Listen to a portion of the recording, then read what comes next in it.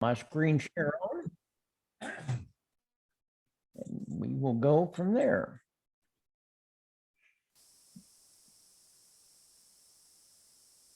Maybe.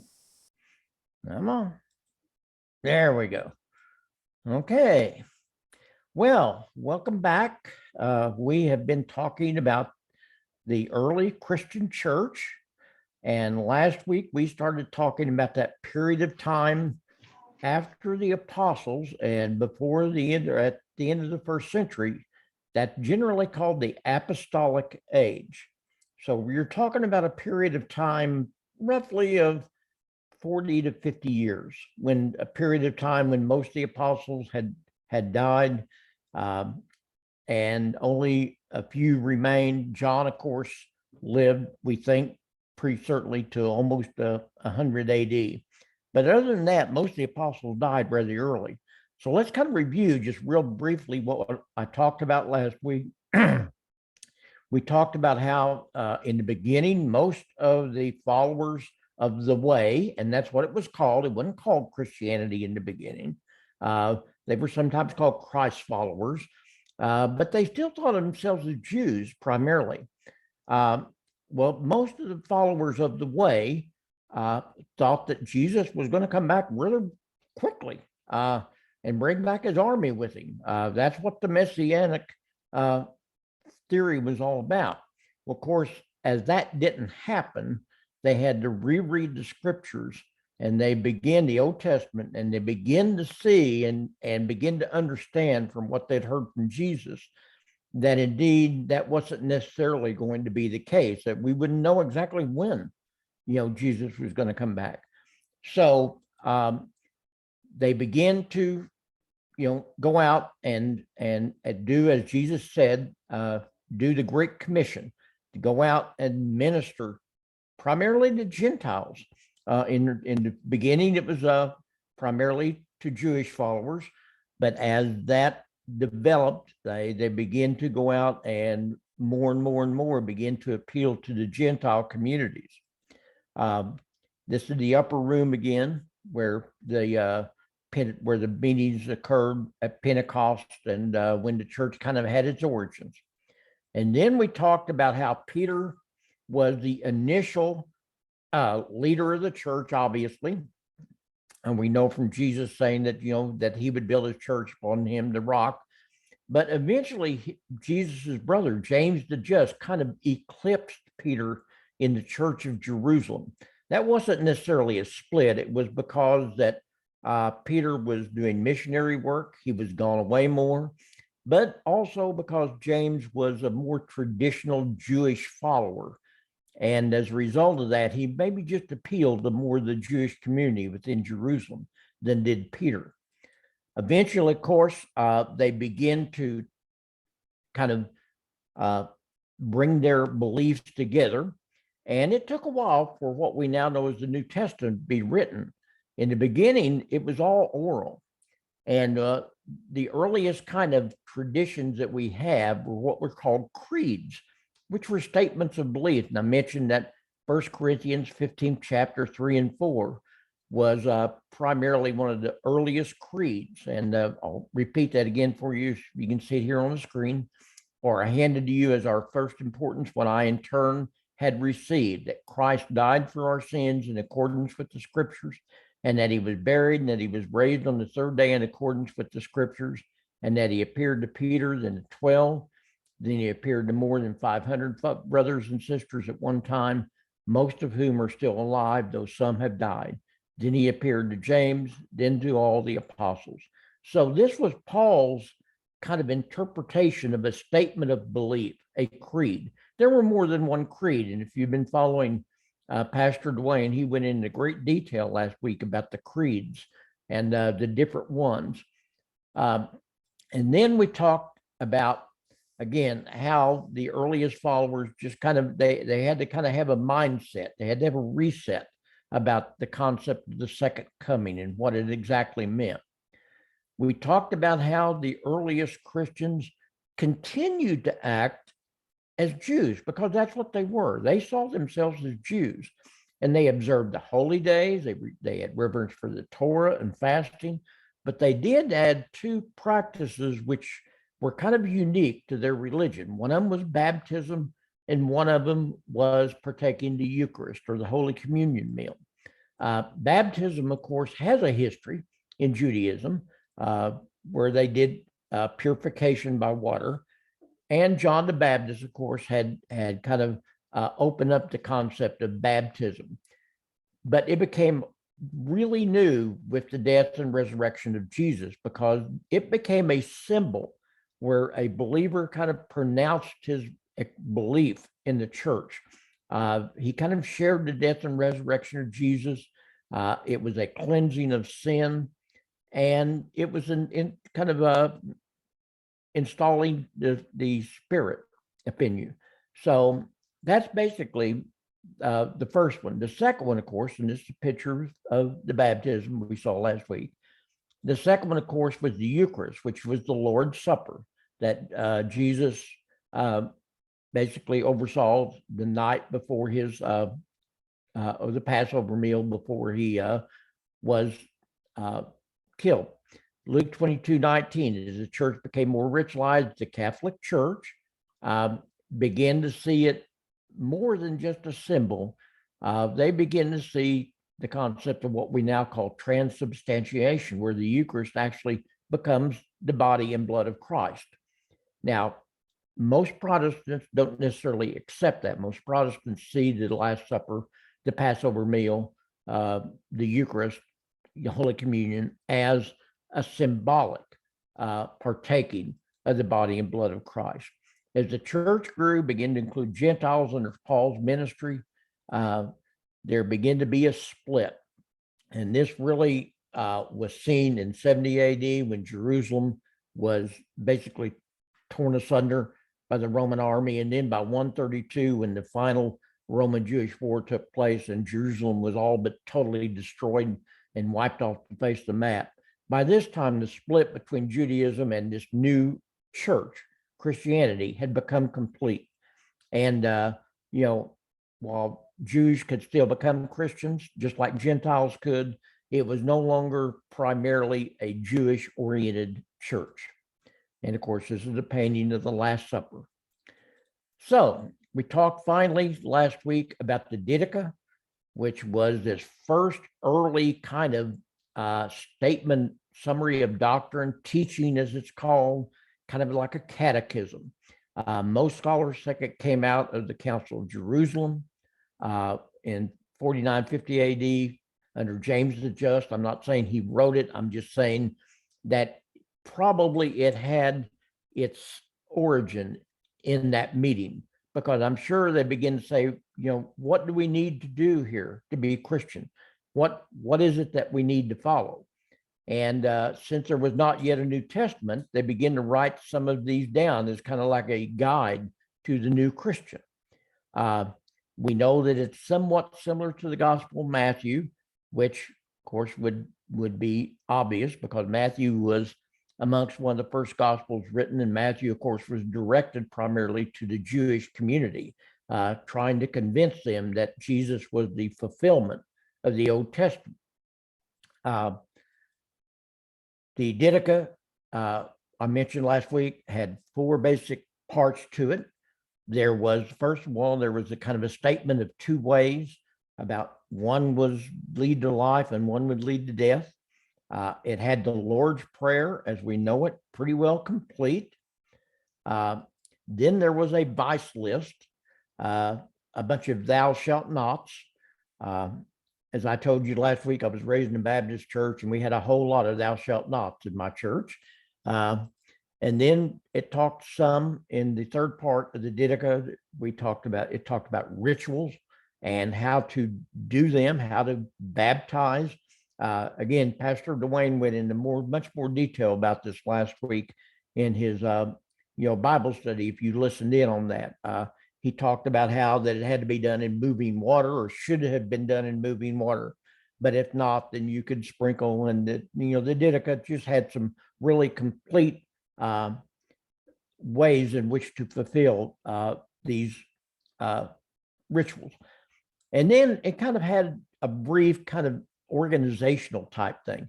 This is one of the reasons we're pretty sure the Didache was very early, was because the organization of the church it outlines is extremely primitive. Very, not any of the things that we see in the second century that had developed. So this was what we've talked about last week. Now, let's talk today, first of all, about the New Testament. Now, we're all familiar with the New Testament. We most of us, I'm sure, have read it. We know that it's been around for a long time, but be honest about it, most of us don't know the process that went about by getting the New Testament. It's often referred to as the canon, the measuring stick. What they had a set of criteria from which they determined what books would go into what we now call the New Testament. We know that it was developed over the first 250 years of the church's existence. It wasn't in existence in the beginning. Some of the books had been written. In fact, most of them had been written by the end of the first century, but they really weren't put together in a unified form for quite a while. The earliest fragments of what we now know as the New Testament was found in a monastery and library in Milan somewhere around the 1680s by a man by the name of Father Muratori. And as a result, this fragment has become known as the Muratorian Fragment. And they've dated it somewhere around the first part of the second century. So at least by the second century, in the first part, you begin to see the books of what we now call the New Testament being put together. You've got to remember this was a process. We have some idea about when most of the books of the New Testament were written down. And you got to remember that this was kind of new. I mean, they didn't have Amazon. They didn't have the big publishing houses. Everything had to be done by hand. And be honest about it, folks, most people didn't have that skill set. They didn't have the time. They didn't have the ability. So it would have been a laborious process to put together what we now know as the New Testament. The Old Testament, the Torah, had been put together over centuries, basically almost 2,000 years. And yet we have most of what we now know as the New Testament. By the end of the hundreds, it just hadn't all been put together. So we know, for instance, that we're almost positive the epistles of James, Galatians, and the Gospel of Mark were the first ones written. They were probably written in the 40s. They were followed in the 50s by Thessalonians and Corinthians, both books of those. Romans, the Gospel of Matthew was written in the 50s. Luke would have been written in the 50s. Acts, Colossians, Ephesians, Philemon, Philippians, pardon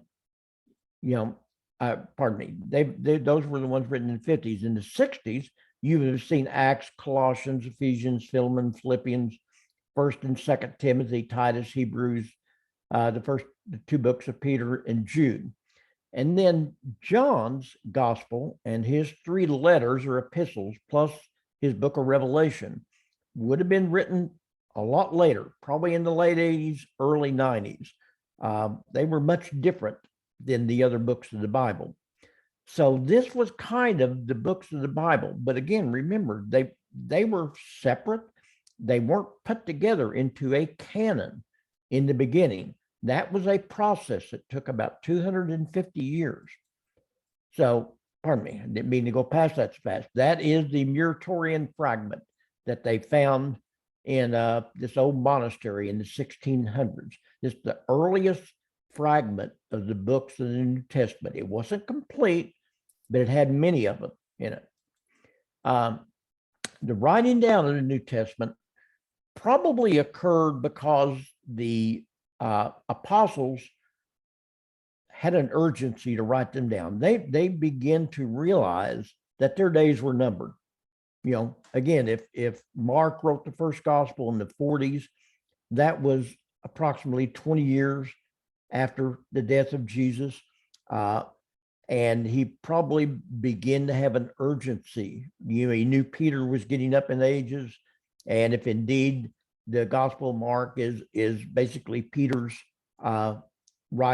sayings about what happened with Jesus, which most everybody agrees it was, then there was kind of an urgency to write this down. On top of that, there were beginning to appear what we now call spurious books, books that were being written by oftentimes anonymous people that portended to be text about Jesus, and they weren't. They weren't correct, and the apostles knew they weren't correct, and so somewhere along the line, starting in the 40s and gathering steam in the 50s and the 60s, the apostles begin to realize we've got to write this stuff down because we're not long for this world ourselves.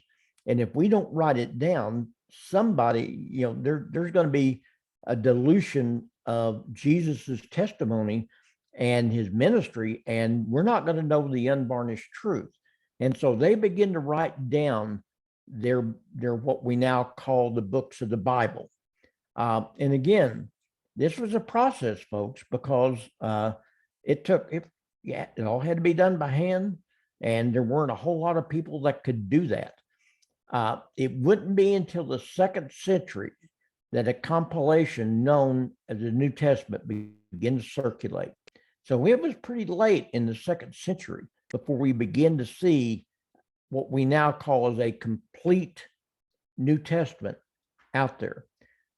And it was complicated because in some cases, they had books in the first New Testaments that no longer are considered canonical, that did not meet the measuring stick of the church. For instance, the Epistle of Barnabas was quite popular in the early years. So was the Shepherd of Hermes. So was the Epistles of Clement. These were books that in the beginning were thought to be part of the canon that met the measuring stick of the church. But as they begin to set up their standards and realize that they just did not quite meet the measuring stick of the church, they were left out. And then there were those books that in the beginning were thought not to meet the standards of the Bible, but later on were put in the Bible. This primarily occurred at the councils of Hippo in 393 and the Council of Carthage in 397. This is when the church came together and said, this is what is going to be our text, our New Testament. And they included books like 2nd and 3rd John, which originally were kind of thought to be kind of not really what they thought it should be. 2nd Peter, they were kind of concerned maybe 2nd Peter wasn't right, as was Jude. And of course, we all know the story of the book of Revelation, that some people just were like, whoa, that's too far out there for me. But eventually the church decided they met the standards of the canon and were put into the New Testament. So how was the church organized? Well, this began to be a problem because by the mid-60s, almost all the apostles had been martyred. And while they were there, while they were alive, there really wasn't a need for an organization because their word was enough. They were the ones that were going out there and saying, this is what Jesus said. I followed Jesus. This is what Jesus said. And people accepted that. But as they began to die off, and even though they had written their books for the most part, the Gospels, they weren't still, out there very often. I mean, people just were not familiar with them because they had not yet been widespread.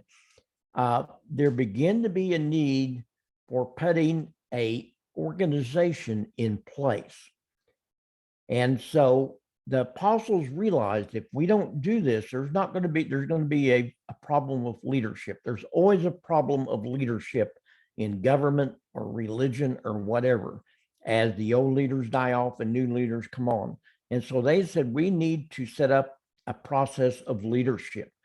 This developed over the first 3-4 even 5 centuries into what we now know as the hierarchy of the church, primarily the Catholic Church. The first office created was the deacon, the diakonos, which means servant in Greek. We know that Acts 6 talks specifically about the office of the deacons. The apostles needed help. They were becoming overwhelmed, and they knew that they needed some people to go out and help them. And so they appointed 7 men to handle some of the more practical matters of the church. 2 of these, of course, we know because they name them in the book of Acts, Stephen and Philip the evangelist.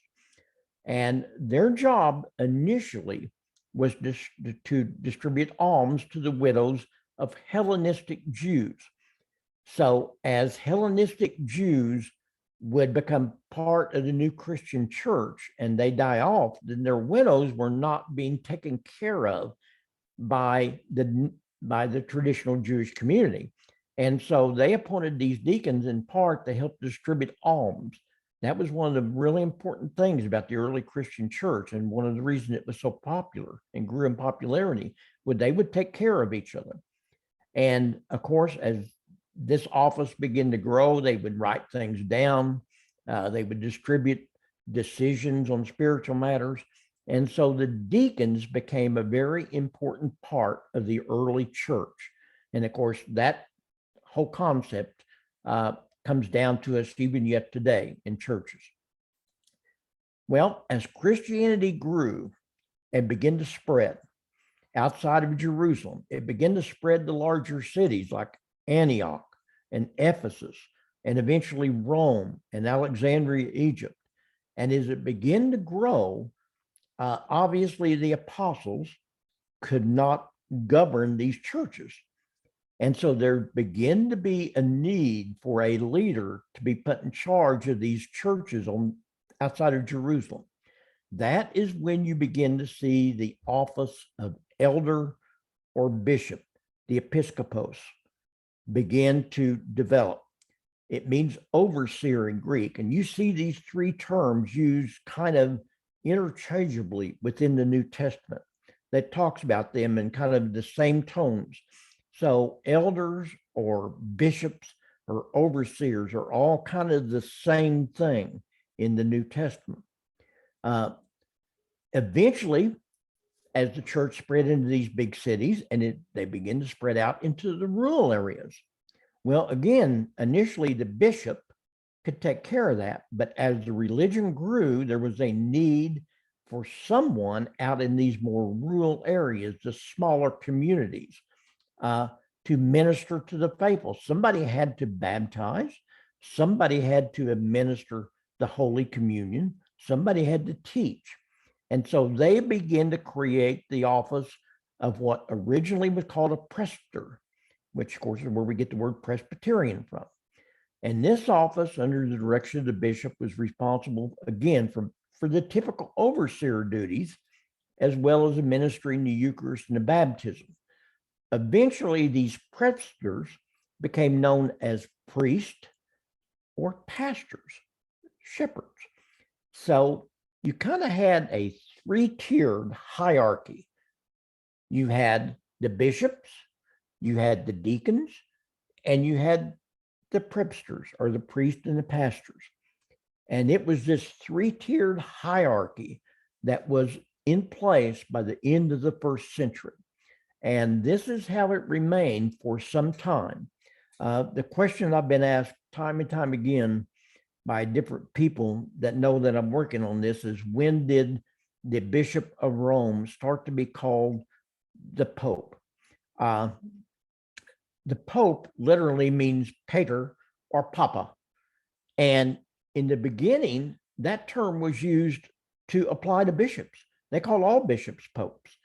But somewhere in the 4th century or so, well, actually it started as early as the 1st century, but by the 4th century, the Bishop of Rome had become so powerful. And since they were kind of considered to be successors to Peter, they eventually only them begin to be called the Pope. And so it was somewhere in the 400s that you begin to see the title of Pope applied only to the Bishop of Rome. But this, again, was a term that was applied kind of uniformly in the beginning. So here you see an example of, I believe this is Philip the Evangelist baptizing the Ethiopian on his way to Cana. So he would have been one of the first office holders in the hierarchy of the church. Now, obviously, there were challenges the new church had to face. One of them was people that began to teach the teachings of Jesus that were wrong. The choices they made, the heresies, or as we know it today, heresy. The first and the earliest heresy as such was something called Gnosticism. Now, Gnosticism primarily came into being in the 2nd and 3rd century. It really got going then. But as early as the 1st century, you begin to see Gnosticism challenging what we now know as the orthodox teachings of the Christian church. Now, defining Gnosticism is it's almost impossible, folks. I've read books on Gnosticism.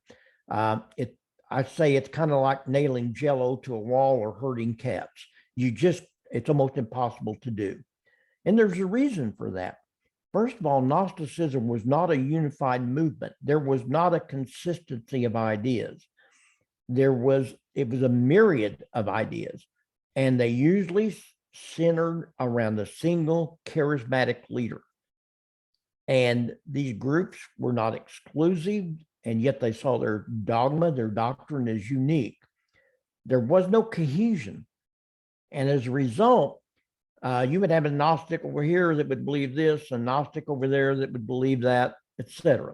Now, we're going to talk more about Gnosticism as we get into the 2nd century, the Anti-Nicene Period, as it's called. We'll do that next week, where we will see when Gnosticism really gets going, because it really comes to fire in the 2nd and the early 3rd century of the church. But it was there even at the beginning of the church. Now, Gnosticism got its name for gnosis, knowledge. And while it's mostly associated, as I said, with the late 2nd and 3rd century, there was an early form of it existing even as early as the 1st century. Paul's letter to the Colossians addresses a heresy, which contains ceremonialism, asceticism, and the worship of angels. If you go back and read his book of Colossians, it was aimed at a church that would gone off the rails a little bit. And he was telling them they were wrong. Folks, everything that he was talking about is kind of indicative of early Gnosticism. And John's 3 letters were again addressed to his former members of some of his church, the church he had established. And he was telling them, guys, you've gone astray. You're not following the path that I laid out for you. They were beginning to follow something that became known as Decedencism, which was where they believed that Christ only seemed to have a body. They didn't deny that Jesus was the Son of God. They just said his body was just an illusion. It was a hologram. And John was saying, no, you're all wrong. Because here's what happened. Since the flesh was not really there in Jesus, then the flesh, was not important. And as a result, these early Docetists believed that you could practice any kind of lewd and lascivious activity. They thought, well, the body doesn't matter anyway. It's all up here. It's all spiritual. And John was just aghast because they were practicing all sorts of really bad sexual perversions. And he said, you guys are gone totally off the rails. You got to get back with it. And so this was what the early church began to fight, was heresies. And there's going to be a ton of these over the next 300-400 years that they had to fight off, because people would have different ideas about the nature of Jesus, the Trinity, you name it. There were all sorts of heresies that popped up that would challenge the universal or Catholic Church doctrine. And so that's what these heresies were.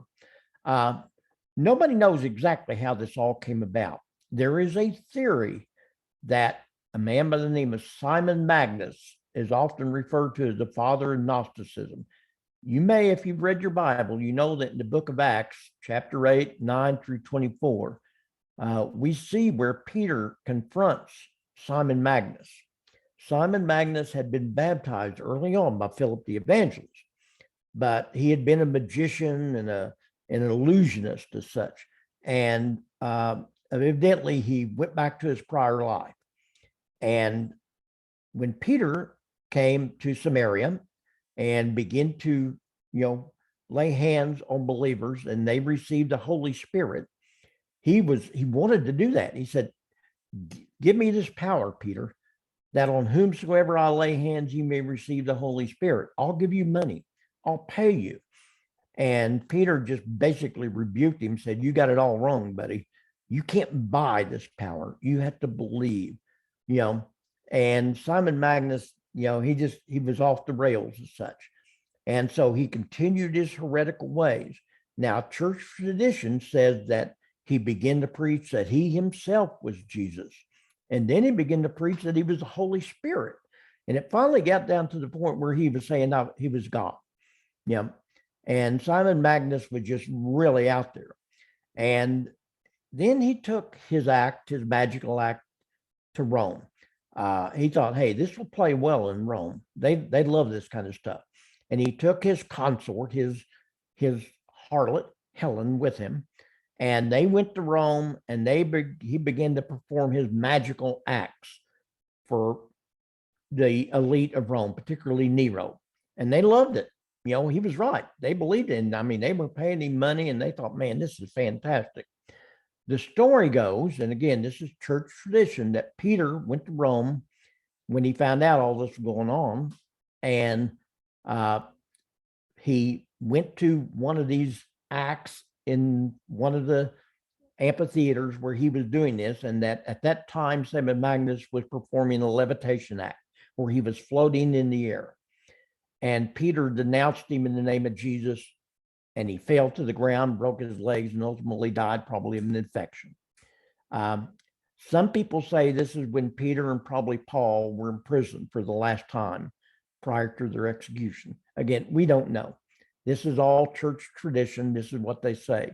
But we're pretty sure that at least some of this may have happened. We know that Simon Magnus, we know he existed, and we know some of the things he did. Whether he was actually the father of Gnosticism, nobody can say that for sure. And so here's a couple of paintings. One of them is showing Peter rebuking Simon Magnus, and the other is showing the fall of Simon Magnus from the air when he fell to the ground and broke his legs and ultimately died. So there had to be, as the church apostles begin to die off, there was a need for new leaders to take their place. And as a result, you begin to see the appearance of a second generation of church leaders. Most of these had contact with the apostles. For instance, there's three that we generally talk about as being a church father in the first century. And they all three had a contact with one of the original apostles and were taught by one of the original apostles. And so these people began to gain leadership in the church, particularly after the 70 AD, when all the apostles, for the most part, but John, were dead. Now, they were not a unified group. They varied ethnically, they varied stylistically, they varied temperamentally. For instance, Tertullian was from North Africa, and he was an absolute confrontational hothead. I mean, he would argue with a wall. And Origen, on the other hand, who lived about the same time, was from Alexandria, Egypt. And he was almost like a monk. He was a cerebral writer, and he was a thinker, and he wrote hundreds of books. Some wrote in Greek, some wrote in Latin. Some taught the allegorical point of view of the Bible. Most of these came from Alexandria, while others were schooled primarily at Antioch, which had a much more literal point of view of the Bible. Some were preachers, Some were pastors, some were bishops, some were orators, some were lawyers. Most were theologians. But these church fathers began to take the leadership. They were the second and third and fourth and fifth and sixth generation of leaders of the church. And for the next 3 or 4 centuries, these church fathers had a tremendous influence upon the development of the Christian theology as we know it. You can kind of divide the early Christian church after the apostles into 4 areas. There's the Apostolic Period, and this was a generation that lived during the time of the apostles and had direct contact with at least one of them. And the fathers of that church, as we know them, are primarily Clement of Rome, Ignatius of Antioch, and Polycarp of Smyrna. We're going to talk about all 3 of these in a minute. And then there was the second period, which was primarily the 2nd and 3rd century. And this was called the Ante-Nicene Fathers, not anti. Anti means before the Nicene Creed, before the Council of Nicaea. And you saw during this period of time the worst of the persecutions. It was a really crossroads period of time. And you saw people like Justin Martyr and Irenaeus and Tertullian and Hippolytus and Origen during this period of time. And then you had the 4th century, which is kind of a golden age of theology. You had people like Eusebius and Athanasius and Cyril of Jerusalem and Ambrose. And we're going to talk about each one of these in the next few weeks. And then there was what's called the post-Nicene Fathers around the 5th century, the 400s. People like John Chrysostom and Jerome and Augustine of Hippo, probably the greatest of all, Benedict of Nursia, Gregory the Great. We're going to talk about each one of these church fathers because these people developed what we now know as the theology of the Christian church. Now, together, these 4 periods, the Apostolic Age, the Ante-Nicene Age, the Nicene Age, and the Post-Nicene Age, are known as the Patristic Age, the age of the fathers, pater.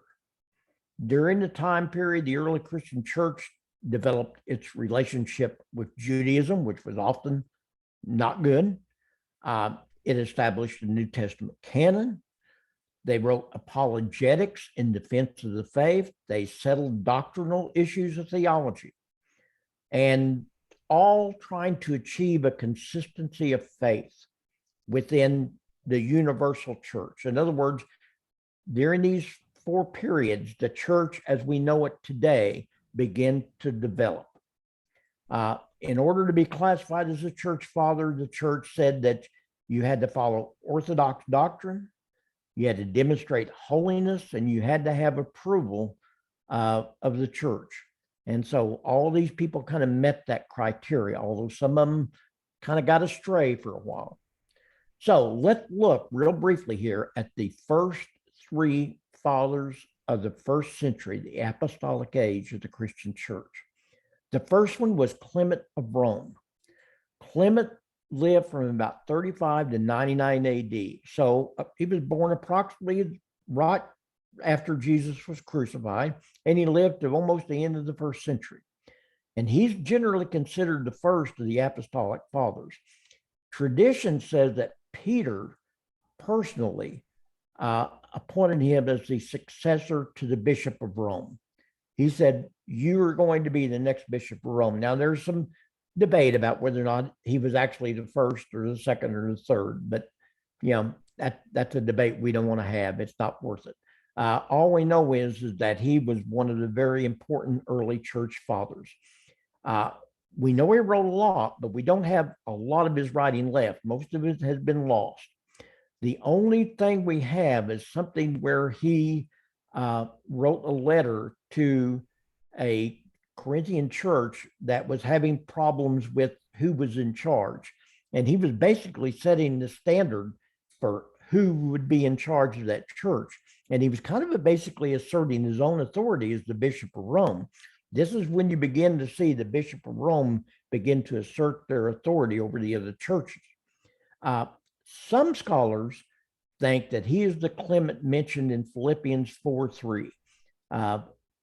Paul mentions, he says in the book of life that there was a Clement, that he was a strong Christian.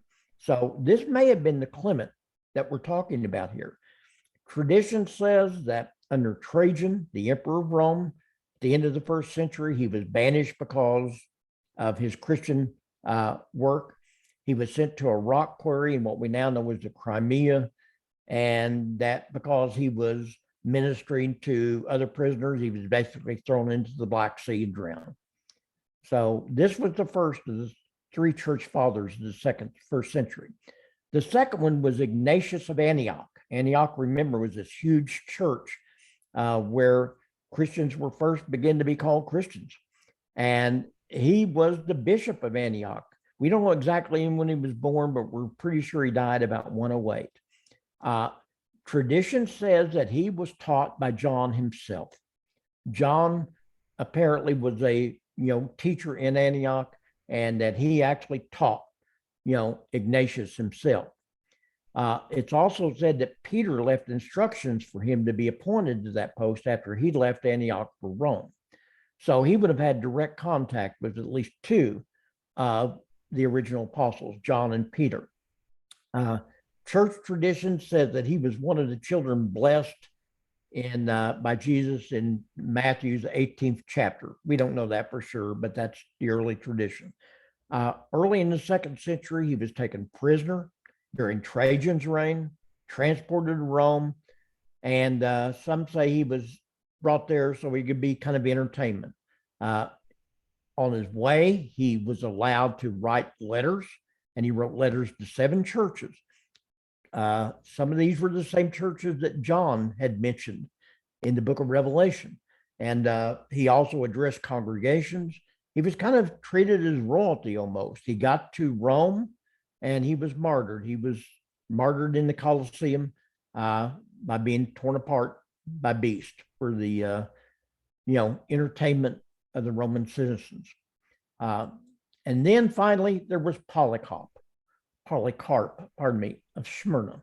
Smyrna was one of these churches in Turkey, and he was a hearer of the Apostle John. In other words, he had heard John minister.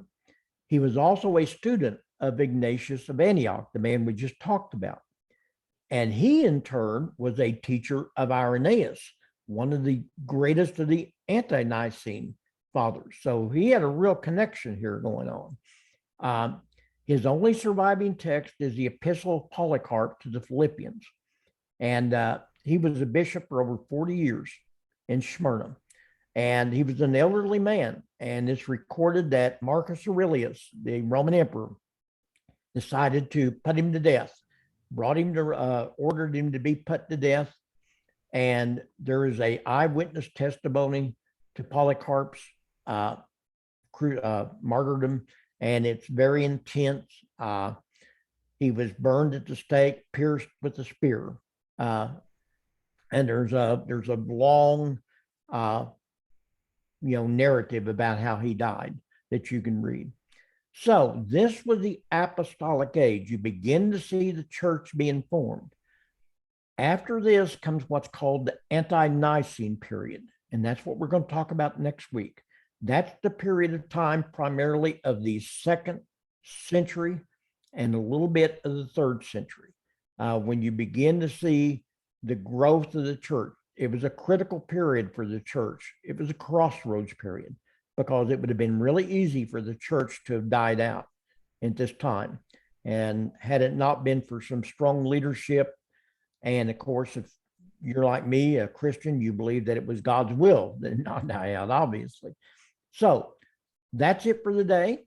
I appreciate you being with me. I hope you've learned something, and go out and enjoy this beautiful weather that we're going to have. It's going to be 100 degrees heat index for the next 4 or 5 days. So if you wanted summer, you got it coming. Thank you so much, Tony. That was awesome. Stop recording.